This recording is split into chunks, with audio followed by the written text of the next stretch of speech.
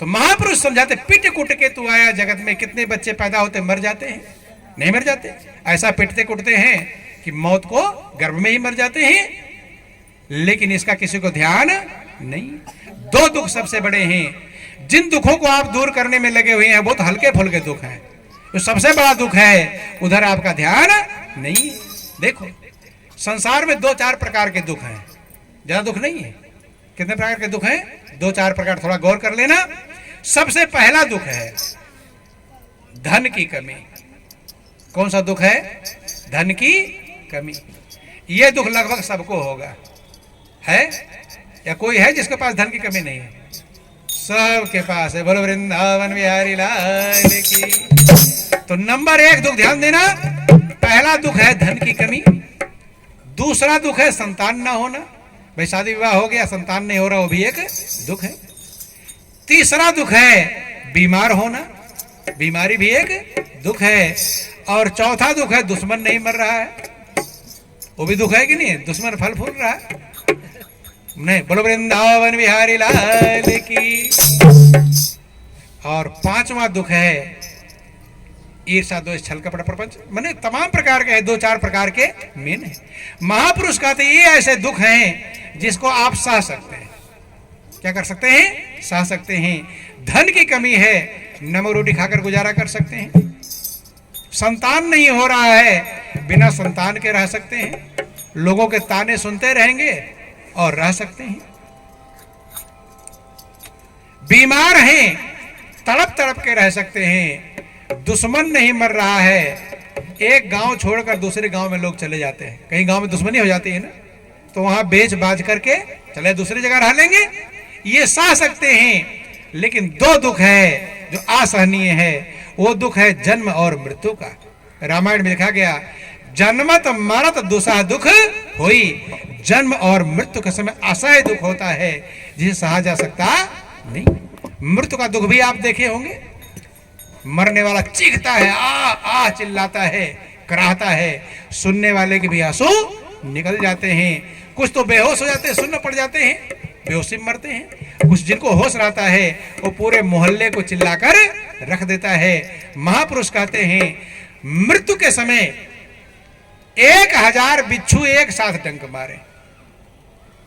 इतना दर्द अनुभव बताया ताकि मनुष्य समझ सके कि सहज हो मृत्यु के समय और पीड़ा हो अपार, और बिच्छू 72,000 जो डंक लगे एक सार। एक नस जब ऐसे टेढ़ी हो जाती है ना, तो ऐसे चलते हो, और पानी उठाना होगा ऐसे उठा रहे हो, ऐसे टेढ़े हो सकते नहीं। और 72,000 नाड़ियों से प्राण खींचा जाता है मृत्यु के समय।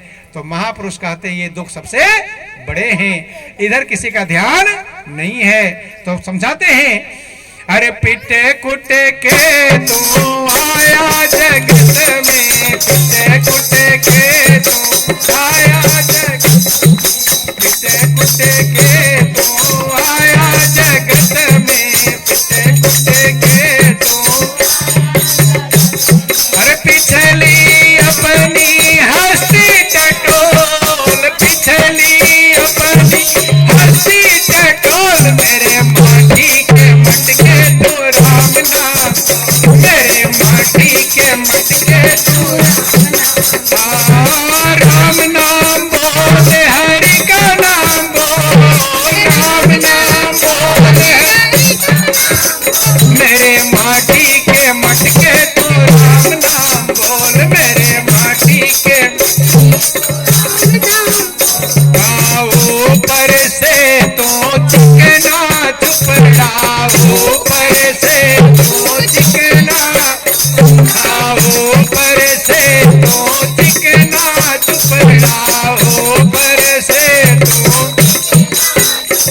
अरे अंदर भारी है तेरे बोल, अंदर भारी है तेरे बोल, मेरे माटी के मटके तू राम नाम, मेरे माटी के मटके तू। ऊपर से तो चिकना चुपड़ा, महापुरुष ऊपर सूप चमक रहे हैं, लेकिन अंदर पोल है। पोल माने कमी, कमी माने बुराई। क्या भरी है? बुराई ऊपर से चमकाते हैं। महापुरुष कहते हैं शरीर को चमकाते हो, लेकिन कभी मन को चमकाया करो। किसको चमकाया करो? तन को सजाते हो और कभी मन को सजाया करो। क्योंकि प्रभु के पास मन ही जाएगा। क्या जाएगा? मन के हारे हार है और मन के जीते जीत। जिससे हार और जीत होनी है उसको तो चमकाते नहीं हैं। महापुरुष समझाते हैं कि इस तन को सजाते हो, कभी मन को सजाया करो। इस तन को सजाते हो, कभी मन को सजाया करो। इस तन को सजाते हो, कभी मन को सजाया करो।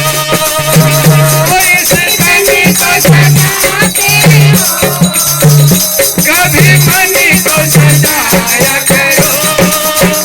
दुनिया को रिझाते हो, कभी प्रभु को रिझाया करो। दुनिया को रिझाते हो, कभी प्रभु को रिझाया करो। इस तन को सजाते हो, कभी मन को सजाया करो।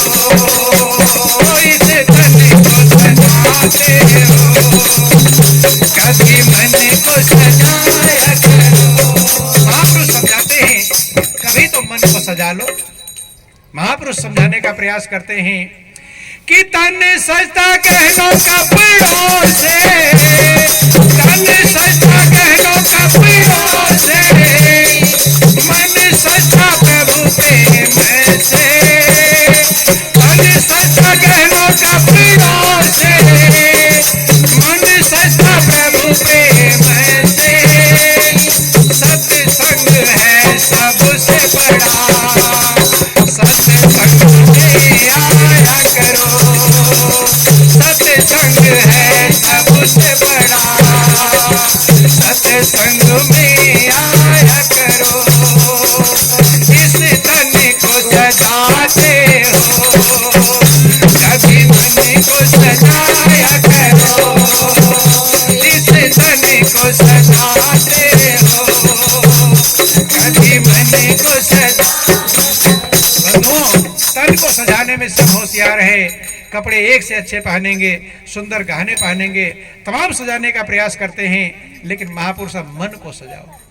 कोई खूब सुंदर सजा ददा हो और मन में उसके बुराई हो, छल कपट हो, प्रपंच हो, ईर्ष्या द्वेष हो, तो आप उसे अच्छा कहोगे?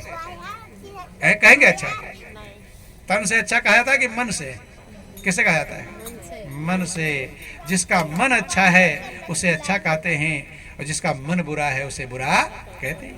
देखो सबरी थी, सबरी का तन कुरूप था, काली कुरूटी कुरूप थी, जंगल में कोलभिल थी, एबीसीडी का ज्ञान नहीं था। लेकिन सबरी ने अपने मन को सजाया था। किसको सजाया था?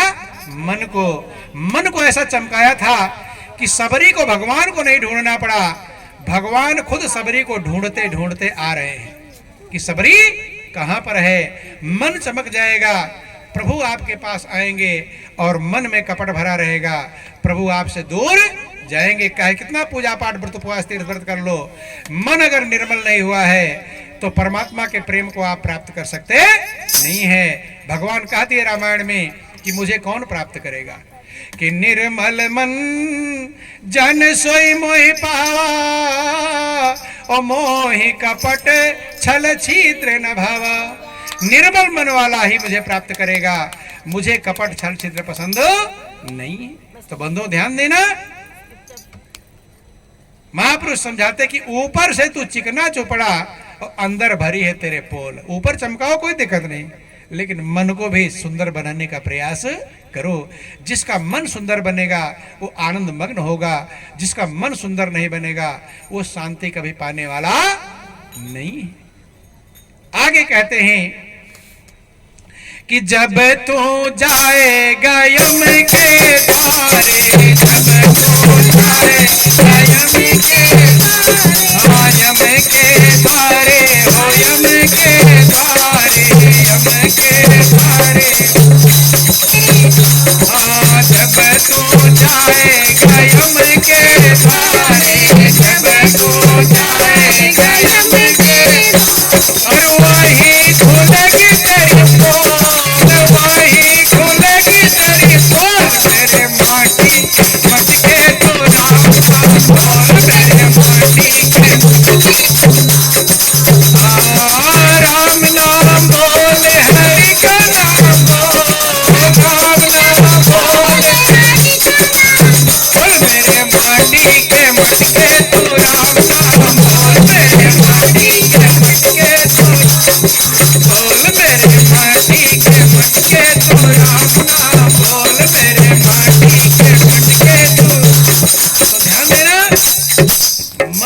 छुड़ाने के लिए महापुरुष कहते हैं और मन कैसे साफ होगा? मन में पाप भरा हुआ है, आप प्रभु के पास जा